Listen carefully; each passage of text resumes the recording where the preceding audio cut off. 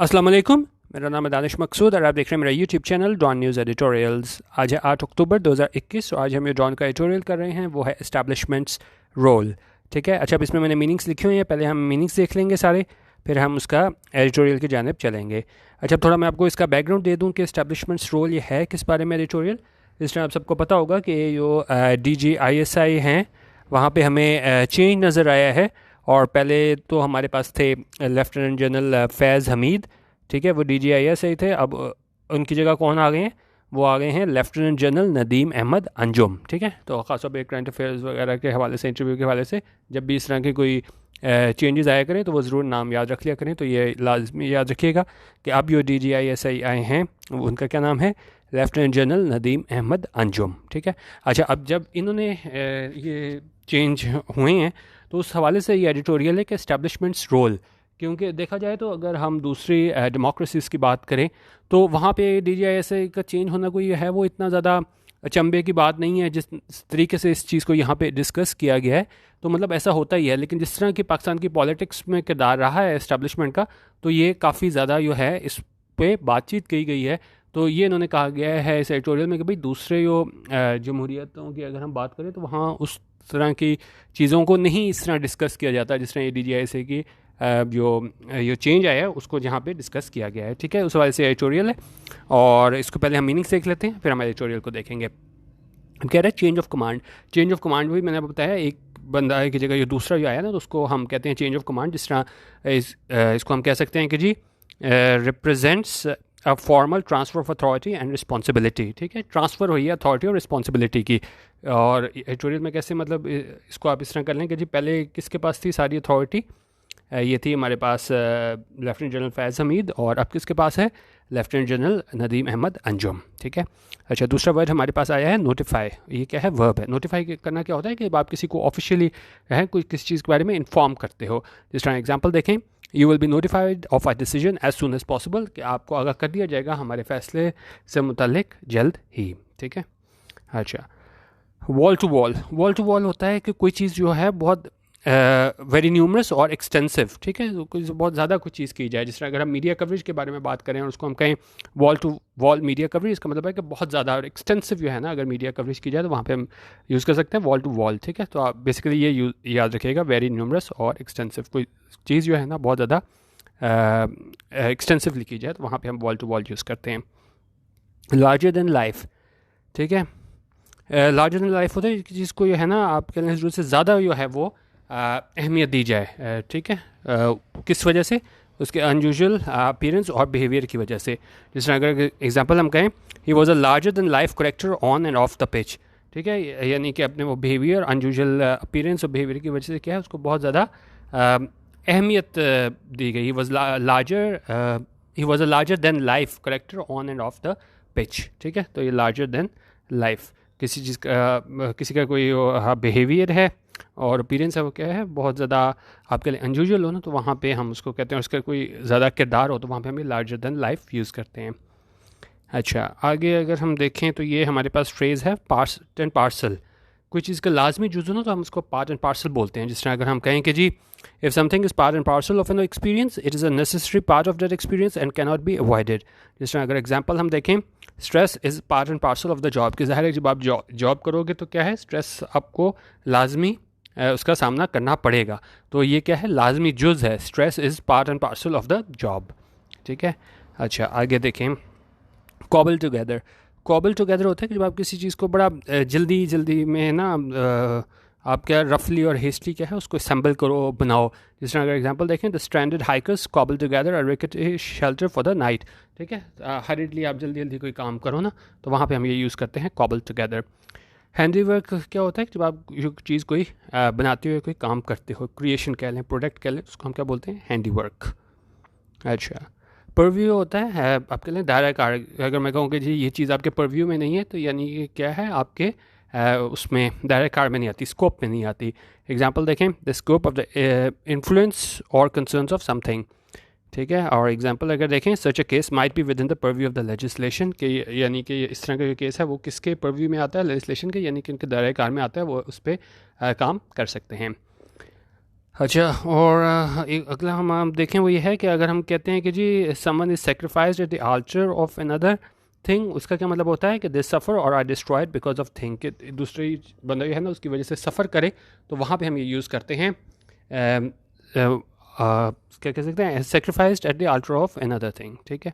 एक्सपीडेंसी, अच्छा अब एक्सपीडेंसी आपने काफ़ी ज़्यादा सुना होगा पॉलिटिकल एक्सपीडियंसी के हवाले से, कि आप इसको सियासी मसलहत कह लें, कि आप एक कोई चीज़ आप इस तरह कह लें, कोई चीज़ जो है वो प्रॉपर नहीं है, इमोरल है, लेकिन क्या है कन्वीनियंस के लिए है ना आप वो काम करते हो। जिस तरह अगर हम यहाँ पे भी यूज़ किया हुआ है an act of political expediency, कि आप सिर्फ वो है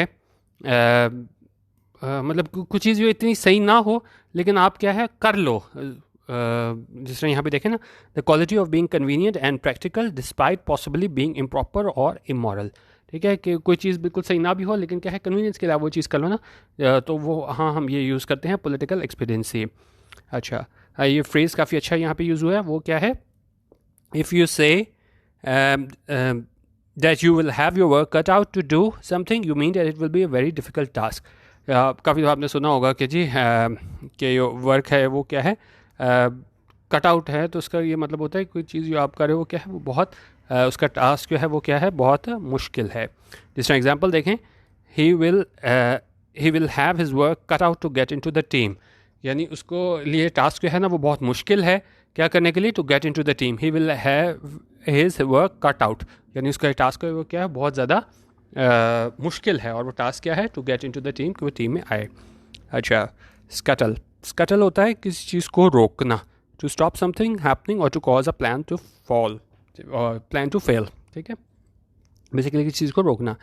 अच्छा, कोई चेकर्ड कैरियर हो या क्या है चेकर्ड किसी की हिस्ट्री हो, तो इसका मतलब होता है कि उनके पास क्या है, they have had a very past with both good and bad periods, ठीक है। आपकी हिस्ट्री है ना उसमें मतलब सिर्फ अच्छाइयाँ बुराइयाँ नहीं है, वो मिक्स्ड बैग आप उसको कह लेना, तो वहाँ पे हम यूज़ करते हैं चेकर्ड कैरियर, या यहाँ पे जिस तरह यहाँ पे चेकर्ड हिस्ट्री के वाले से यूज़ हुआ है, तो अभी हम एडिटोरियल करेंगे तो आपको ज़्यादा क्लियर हो जाएगा। अच्छा, लास्ट का आज का हमारा वर्ड है वो है as good a time place etcetera as any. इसका ये मतलब होता है use to say that although a time is etcetera is not perfect, time है अभी का वो इतना परफेक्ट नहीं है, लेकिन क्या है there will probably not be a better one, लेकिन फिर भी है ना इससे बेहतर टाइम नहीं होगा। As good a time place etcetera as any, ठीक है। अच्छा, अभी इसमें आप देख लीजिएगा आपको मीनिंग समझ आ गए तो ठीक है, नहीं तो अभी हम एडिटोरियल करेंगे तो आपको जो है ना वो और ज़्यादा क्लियर हो जाएगा, ठीक है। तो इसको हम देखते हैं, पॉज करके दोबारा हम एडिटोरियल स्टार्ट करते हैं। अच्छा, अब हम एडिटोरियल स्टार्ट करते हैं, वो क्या है, एस्टैब्लिशमेंट रोल, यानी एस्टैब्लिशमेंट का रोल, किरदार।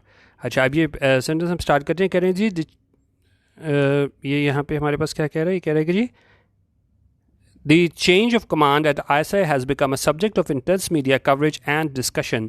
उनका जो चेंज ऑफ कमांड है, ये जो ट्रांसफ़र हुई है अथॉरिटी की, ठीक है, एक शख्स से दूसरे शख्स को जो है ना वो अथॉरिटी और रिस्पॉन्सिबिलिटी मुंतकिल हुई है, वो क्या है, हैज़ बिकम, वो बन गया है क्या, subject of intense media coverage, एक सब्जेक्ट एक मौजू किस चीज़ का, इंटेंस मीडिया कवरेज, बहुत ज़्यादा मीडिया कवरेज का, एंड डिस्कशन, ठीक है। तो ये मौजू बन गया है।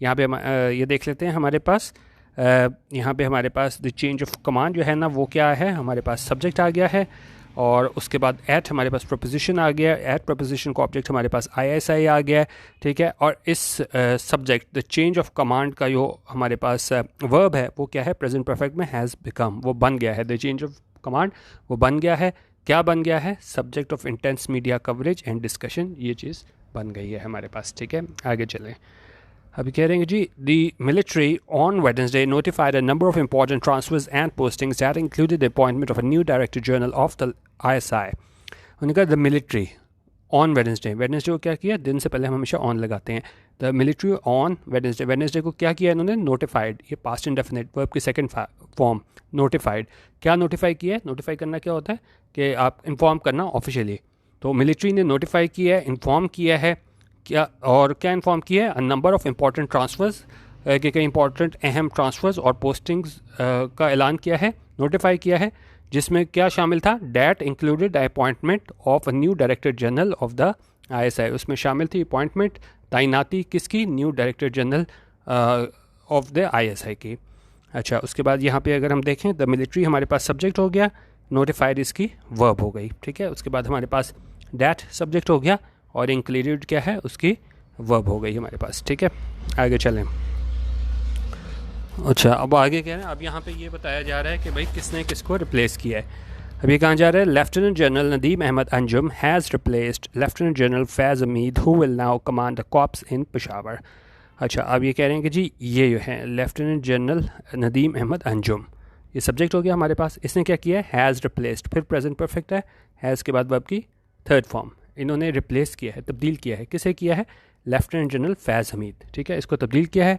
और क्या है आगे हमारे पास, हु रिलेटिव प्रोनाउन आया है।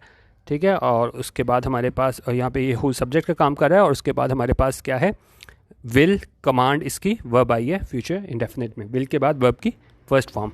ठीक है, और वो कमांड करेंगे किसकी, कॉप्स की, कहाँ पे, इन पेशावर। ठीक है, अच्छा, अब नाउ यहाँ पे हमारे पास क्या काम कर रहा है, यहाँ पे एडवर्ब ऑफ टाइम की बात कर रहा है यहाँ पे। ठीक है, आगे चलें। आगे कह रहे हैं कि जी दी breathless wall-to-wall commentary on these appointments is a sad reflection on the state of affairs in the country, where such appointments have acquired a larger-than-life image because of the oversized role that the establishment plays in the affairs of the state. अच्छा, important sentence है, ये कह रहे हैं कि जी breathless wall to wall commentary. Wall to wall मैंने आपको क्या बताया था, कोई बहुत ज़्यादा किसी चीज़ के बारे में एक्सटेंसिव कोई चीज़ इस्तेमाल करें, न्यूमरस हो, तो मैंने कहा ये यो breathless wall to wall commentary, लगातार योग क्या थी, कमेंट्री थी, वॉल टू वॉल कमेंट्री थी, और बातचीत थी किस चीज़ की, ऑन दिस अपॉइंटमेंट्स, इस अपॉइंटमेंट्स के हवाले से। इज़ अ सैड रिफ्लेक्शन, ये क्या है, ये अक्कासी करती है किस चीज़ की, मतलब ये आप कह रहे हैं, इस तरह हम कह सकते हैं ना, if something is a reflection or sad reflection on a person or thing, it gives a bad impression of them. उन्होंने कहा ये जो है ना, ये सैड रिफ्लेक्शन है ऑन स्टेट ऑफ अफेयर्स, कि ये एक गलत बैड इंप्रेशन कायम करता है किस चीज़ पे, इन द कंट्री, मुल्क में, where such appointments have acquired a larger than life image, जहाँ पे ऐसी अपॉइंटमेंट्स ने क्या कर लिया, एक्वायर कर लिया, हासिल कर लिया है लार्जर देन लाइफ इमेज। जिस तरह मैंने एग्जाम्पल में आपको बताया था, लार्जर देन लाइफ क्या होता है, जो बहुत ज़्यादा जो है ना वो अनयूजुअल अपीयरेंस और बिहेवियर की वजह से ना आप क्या है अट्रैक्ट करो स्पेशल अटेंशन, कि मतलब इतनी बड़ी बात है नहीं, लेकिन क्या है, लार्जर देन लाइफ इमेज जो है ना एक्वायर कर लिया है हमारे मुल्क में इस तरह के जो अपॉइंटमेंट्स हैं वो। ठीक है, क्योंकि ये चेंज होना इतना होना नहीं है, ये मतलब तब्दीली होती रहती है, लेकिन हमारे मुल्क में है ना वो अपॉइंटमेंट्स उन्होंने एक्वायर कर लिया है लार्जर देन लाइफ इमेज। और किस वजह से, because of the oversize role that establishment plays in the affairs of the state. किस वजह से, क्योंकि बहुत ज़्यादा ये रोल अदा करती है, एस्टेब्लिशमेंट किरदार अदा करती है किस चीज़ में, in the affairs of the state, ये स्टेट के अफेयर्स में किरदार अदा करती है, इस वजह से है ना इसका रोल जो है बहुत ज़्यादा अहम हो गया है। ठीक हो गया। अच्छा,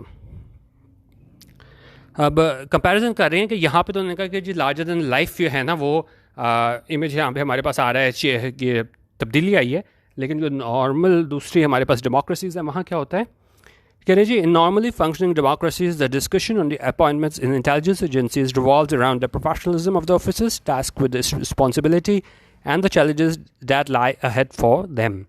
अब कह रहे हैं कि जी जो हमारे पास नॉर्मली फंक्शनिंग डेमोक्रेसीज़ होती हैं, अगर हम पाकिस्तान छोड़ के दूसरी डेमोक्रेसीज़ की बात करें, तो डिस्कशन जो होती है ना ये अपॉइंटमेंट्स में, ये इंटेलिजेंस एजेंसीज़ के हवाले से वो रिवॉल्व करती हैं, घूमती हैं किसके, around the professionalism of the officers के प्रोफेशनलिज्म के हवाले से, टास्क विद द रिस्पॉन्सिबिलिटी, उनको रिस्पॉन्सिबिलिटी दी गई होती है, and the challenges that lie ahead for them, और उन चैलेंजेस के गिर्द घूमती है, जो लाई अहेड फॉर देम, ये उनके सामने होते हैं, उन्होंने क्या पूरा करना है। ठीक है, ये तो दूसरे ममालिक की बात हुई थी, लेकिन पाकिस्तान के हवाले से क्या है, in Pakistan sadly the debate is focused on the political impact of such appointments. लेकिन पाकिस्तान में यह है कि अफसोस की बात यह है कि डिबेट जो होती है, जो बहस होती है, वो किस तरफ फोकस उसका ज़्यादा होता है, पॉलिटिकल इम्पैक्ट, सियासी असर ऑफ सच अपॉइंटमेंट्स, की ऐसी तैनाती होती है, उनका सियासी असर क्या होगा, इम्पैक्ट होगा, and how the new person would approach these aspects, और जो नया शख्स आया है वो किस तरह अप्रोच करेगा इन पहलुओं को, एस्पेक्ट्स को, which have over the years, जो क्या है सालों से क्या है,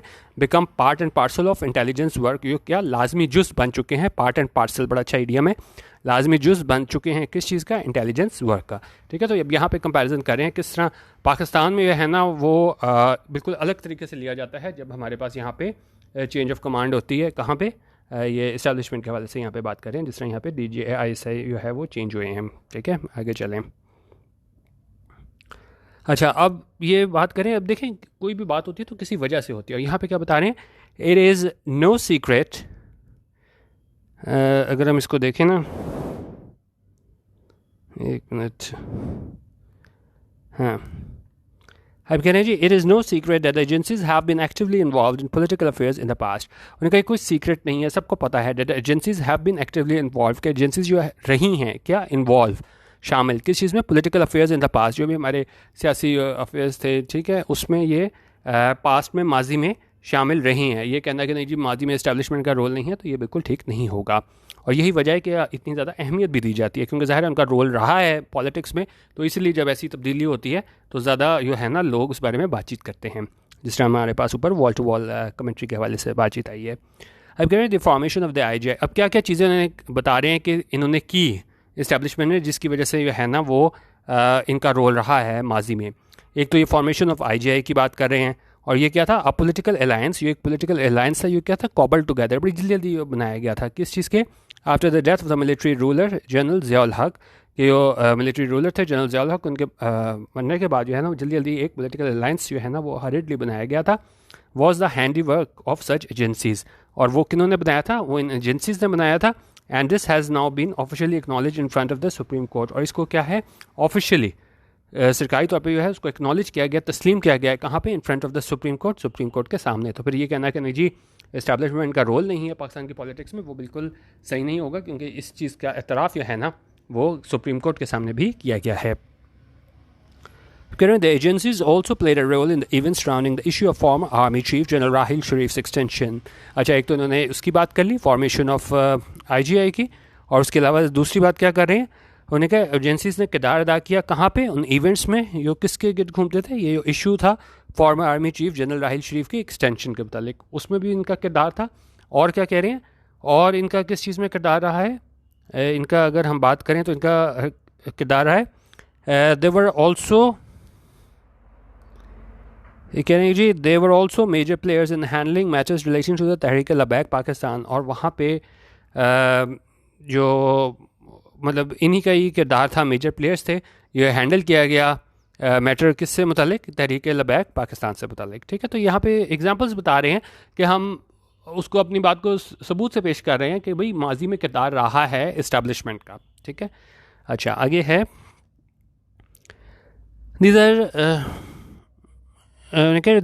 these are just a few of the numerous examples that portray how the agencies continue to shape and influence matters that are outside their official preview. ने कहा ये सिर्फ थोड़ी सी एग्जांपल्स हैं जो दिखाती हैं कि किस तरह एजेंसीज़ ने है ना वो जारी रखे हुए हैं इन्फ्लुएंस करना, असरअंदाज होना उन मैटर्स पे जो क्या है उनके ऑफिशियल प्रीव्यू से बाहर, उनके दायरे कार में नहीं आते, लेकिन क्या है क्योंकि अब जो DGI से है उसका काम तो नहीं है पॉलिटिक्स में इन्वॉल्व होना, लेकिन वो एग्जाम्पल देकर बता रहे हैं किस तरह माजी में वो इन्वॉल्व रहे हैं। तो उन्होंने कहा ये कुछ एग्जाम्पल्स हैं जो दिखाती हैं कि किस तरह इन्होंने जो है ना अपने वो ऑफिशियल प्रीव्यू था, जो उनका दायरा कार था, उससे हट के जो है ना इन्होंने काम किया।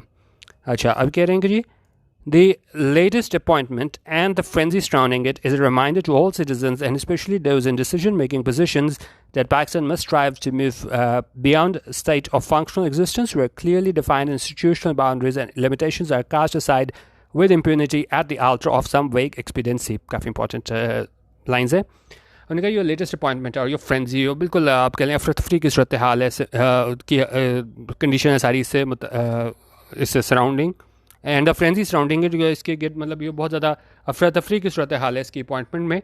इज़ अ रिमाइंडर, ये चीज़ किस बात के रिमाइंडर है, टू ऑल सिटीजन्स, तमाम सिटीजन्स के लिए, और ख़ास तौर पे वो जो क्या है डिसीजन मेकिंग पोजीशंस में है, कि पाकिस्तान को कोशिश करनी चाहिए, स्ट्राइव करना चाहिए, किस लिए, to move beyond state of functional existence, उनका इससे मूव करें बियॉन्ड किस स्टेट ऑफ फंक्शनल एग्जिस्टेंस से, जहाँ पे उन्होंने कहा clearly defined institutional boundaries and limitations are cast aside, जो उन्होंने कहा जो आइनी तौर पे जो आप कह लें लिमिटेशंस होती हैं, हदूद होती हैं, उनको क्या है कास्ट साइड किया जाता है, उनसे किनारा कशी की जाती है विद इम्प्यूनिटी। इम्प्यूनिटी होता है जब आपको पता होगा आपको यह है ना कोई सज़ा नहीं मिलेगी, कोई किसी डर और खौफ के आप कोई काम ऐसा करते हो, तो उन्होंने कहा यो इंस्टीट्यूशनल बाउंड्रीज एंड लिमिटेशंस उसको कास्ट साइड कर दिया जाता है इम्प्यूनिटी के साथ, किसमें, eight the altar of some वेग एक्सपीडियंसी, और एट द आल्टर ऑफ क्या मतलब हो गया, at the expense of some वेग एक्सपीडियंसी। आप कोई भी एक काम कह के नहीं भाई इस वजह से ज़रूरत है, तो आप क्या करते हो, ये इस तरह के मतलब काम करते हो कि आप इन्वॉल्व हो जाते हो सियासत में, ठीक है। तो ये चीज़ इस हवाले से उन्होंने बात की है। अच्छा, ये काफ़ी अच्छा ईडीएम है। ये कह रहे हैं कि जी the new chief at ISI has his work cut out for him. ये जिस तरह मैंने आपको उसमें वोकैबलरी में भी कराया था कि जब आपका होता है वर्क कट आउट, उसका क्या मतलब होता है कि आपके पास कोई बहुत मुश्किल टास्क एट हैंड है। तो जिस तरह यहाँ पे कह रहे हैं कि जो न्यू चीफ है at the ISI has his work cut out for him, यानी कि इसको जो टास्क है वो क्या है, बहुत मुश्किल है। और वो उसमें बता रहे हैं क्या क्या मुश्किलात हैं।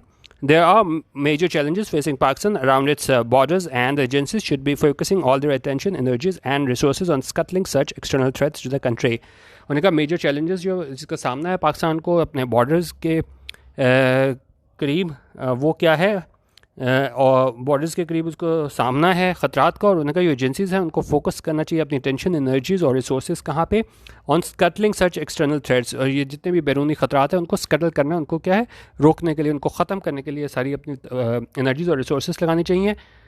जो भी ये एक्सटर्नल थ्रेट्स हैं हमारे मुल्क को दरपेश, ठीक है, उसको ख़त्म करने के लिए सारी अपनी एनर्जीज़ सर्व करनी चाहिए। उन्होंने कहा जी दी वोलेटाइल सिचुएशन है अफगानिस्तान। वोलेटाइल सिचुएशन क्या होती है, बड़ी तेज़ी से बदल रही होती है। उन्होंने कहा जो सिचुएशन है अफगानिस्तान में in the wake of the Taliban take over, ये तालिबान टेक ओवर के बाद जो सूरत हाल आई है, वोलेटाइल सिचुएशन है अफगानिस्तान में, including the deadly threat from the TTP. और इसमें क्या शामिल है, ये थ्रेट है कहाँ से, टीटीपी से।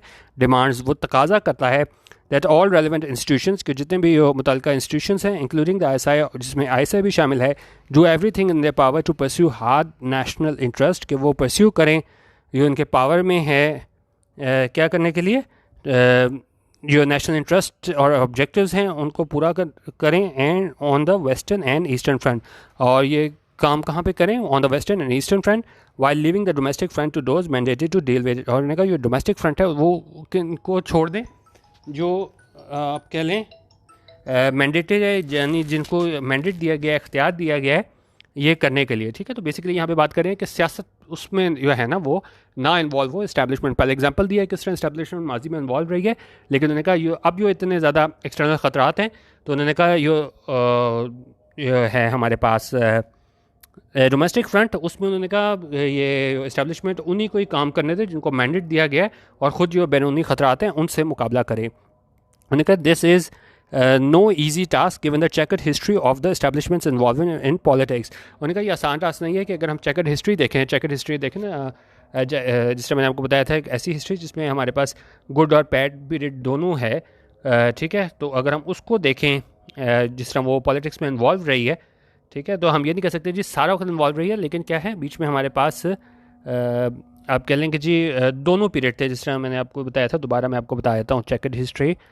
चेकर्ड हिस्ट्री में हमने किया था कि क्या होता है कि जब आपके पास वेरिड पास्ट हो ना, एक जैसा ना हो, बीच में हमारे पास बड़ा गलत किरदार भी नज़र आता है इस्टेब्लिशमेंट का, और कुछ बीच में हमें अच्छा भी नज़र आता है। तो उन्होंने कहा ये चेकर्ड हिस्ट्री थी, ये उसको देखते हुए ये आसान टास्क नहीं है कि अगर हम जो बात कर रहे हैं कि जी जो इस्टेब्लिशमेंट है उसको क्या है पॉलिटिक्स में इन्वॉल्व नहीं होना चाहिए, but now is as good as time as ever. लेकिन उन्होंने कहा अभी मतलब अभी हम उतना सही नहीं कह सकते, लेकिन इससे अच्छा टाइम नहीं रहा है कि क्या है to start making a change, कि हम क्या है चेंज लेके आएँ, so that all institutions can fulfil their constitutional obligations, कि जितने भी इंस्टीट्यूशंस हैं वो पूरी कर सकें अपनी आइनी ऑब्लिगेशंस, अपनी duties, and collectively strengthen Pakistan, और मिल के जो है ना वो मजबूत बना सकें किसे, पाकिस्तान को। इसको हम दोबारा देख लेते हैं। ये जो हमारे पास था क्या चीज़ थी हमारे पास, as good a time as ever.